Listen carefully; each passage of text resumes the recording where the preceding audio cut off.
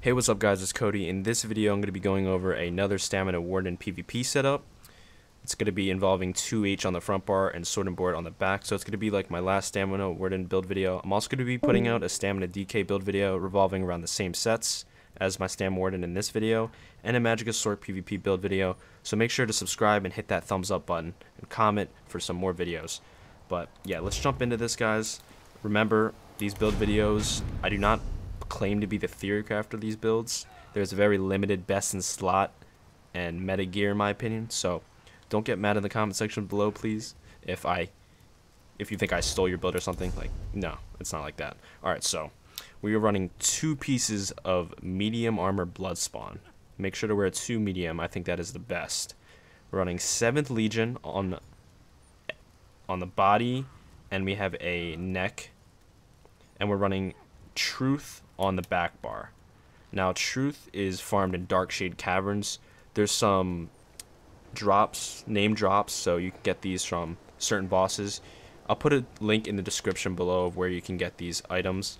It's a lot easier to get some of them because they are actually like dropped from a certain boss. I know the Foreman Ring is dropped on the first boss, and this Imperial Arm Cleaver can be dropped on the last boss, I'm pretty sure. And of course you can retrait them because there is a transmutation system. But we're running 2 Foreman Rings, we're running a Truth Gauntlet, and Sword and Board on the back bar. So this is going to give us weapon critical on the front bar, max stamina, and on the back bar it's going to give us the 4-piece weapon damage, and of course the 440 weapon damage for 10 seconds after we set an enemy off balance. How are we setting the enemy off balance? We are going to be setting an enemy off balance through the CP passive called Tactician. We'll get into that later, but 7 Legion, you can mix it up really, as long as you have 7 Legion on your body. It doesn't have to be on the body, but just make sure you have 5 pieces on both bars, and you have Truth only on the back bar. So you should have 3 pieces of Truth on the front, and you should have 5 7th Legion all the time, and Bloodspawn all the time. We're also running an Asylum Greatsword with the vulnerability poisons. You can also run damage health poisons or whatever poison you like, or glyphs, it doesn't really matter. Try to get a Nirnhone Asylum Greatsword. You don't need to get a perfective one, it's very minimal in terms of the enchantment value. If you do not have the Asylum Greatsword, you can run 4-piece Truth, which will give you the 4-piece weapon damage, which is not a bad decision. If you do have the Asylum and you prefer the weapon damage, of course just go with the Truth. Just try to get a Greatsword, Nirnhone, Maul, Axe, etc. So we're in 2 medium because your critical values with 6 heavy, 1 medium is 39.1. 39, it's actually like, it's like 0.9, I'm pretty sure, as you can see here. I'll put on. So with 1 heavy, the critical value is at 40.9, and that rounds down, I'm pretty sure. So we're running 2 medium instead, and that'll put us at a better critical value in my opinion. I think 42.4 is really high for a heavy armor build. It's higher than our last build, which is something I really like. We were at 37% in the last build. The only downside of this build is the stamina, but it's definitely worth it because our weapon damage does skyrocket. So the difference between this build and the last build is we have more weapon damage and we have more weapon critical. So we do hit harder and we're more bursty. We're running 3 weapon damage. You can run a reduced cost if you feel like your sustain is lacking. Make sure to do heavy attacks with this build, guys. All heavy armor builds should be doing heavy attacks.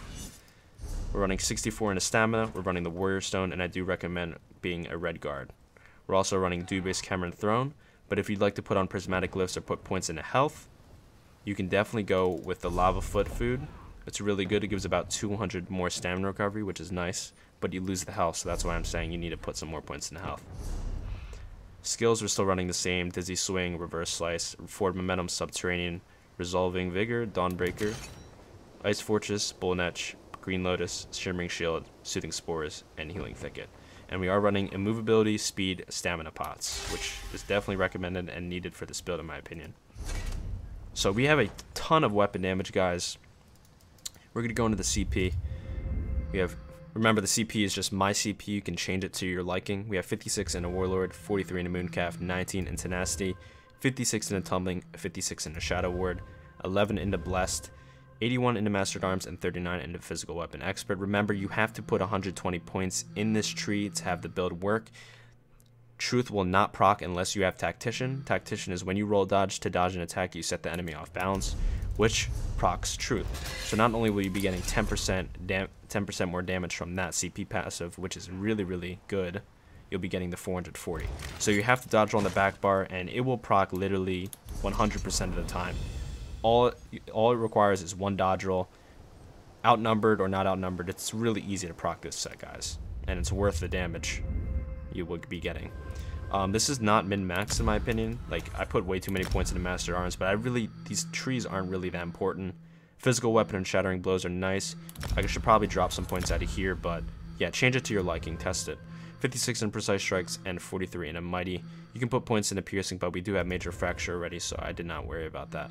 56 in ironclad, 43 in resistant, 32 in a hardy, 32 into elemental defender, and 56 in a thick skin to get the unchained passive, and then we have 11 in a quick recovery. So that is the updated build, guys.